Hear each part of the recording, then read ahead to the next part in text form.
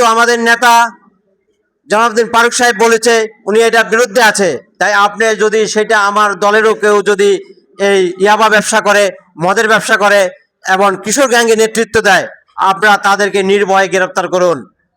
আমাদের দলের কোনো নেতা তার জন্য প্রতিবাদ করবে না, বিএনপি কখনো প্রতিবাদ করবে না। বিএনপি সব সময় অন্যায়ের বিরুদ্ধে প্রতিবাদ করে। তাই আজকের এই মদ বিরোধী এবং কিশোর গ্যাংয়ের বিরুদ্ধে যে আলোচনা আপনারা বুঝতে পারছেন, এই 4 নম্বর বারোগাঁ ইউনিয়নে প্রত্যেকটা ওয়ার্ড থেকে, প্রত্যেকটা গ্রাম থেকে সচেতন ব্যক্তিবর্গ এখানে উপস্থিত রয়েছেন। আপনাদেরকেও বলবো, আপনারা সবাই জানেন, হয় আপনার সন্তান, না হয় আপনার ছোট ভাই, না হয় আপনার ভাতিজা, কেউ না কেউ এটার সাথে জড়িত আছে। তাই আপনি যদি আপনার সন্তান রাতের 8টার পরে সে স্কুলে পড়ে, রাতের 8টার পরে সে কোথায় ছিল, ঘরে কখন আসছে, আপনি যদি আপনার সন্তানের খবর না রাখেন, তাহলে সেখানে আপনার সন্তান বিপদে যাবে।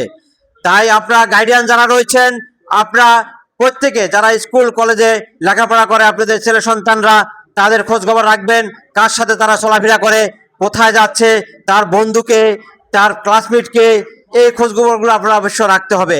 আপনারা যদি সঠিকভাবে রাখেন, তাহলে আপনার ছেলে সন্তান বা সন্তানগুলা বিপদে যাবে না। আসলে আজকে আমরা যে মাদকের বিরুদ্ধে কথা বলতে এখানে দাঁড়াইছি, এটা অত্যন্ত দুঃখজনক। আমরা এই কিশোর গ্যাং ও মাদক, এটা আসলে সৃষ্টি কোত্থেকে হয়েছে সেটা আপনাদের সবাই জানা আছে।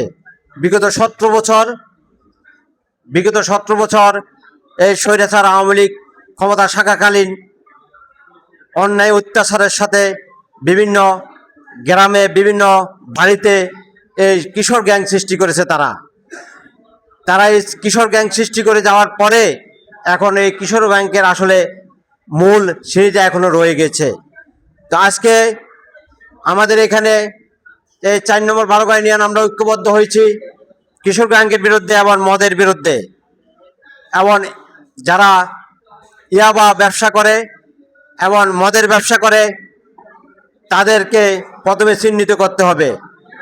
আমার পূর্ববর্তী বক্তারা বলে গিয়েছেন, আমাদের এখানে এবং আমাদের এই আসনের মাননীয় সংসদ জননেতা জনাবউদ্দিন ফারুক ভাই বিভিন্ন অনুষ্ঠানে, তো ওনার একটি বক্তব্য এই মদক বিরুদ্ধে এবং কৃষক গ্যাংয়ের বিরুদ্ধে।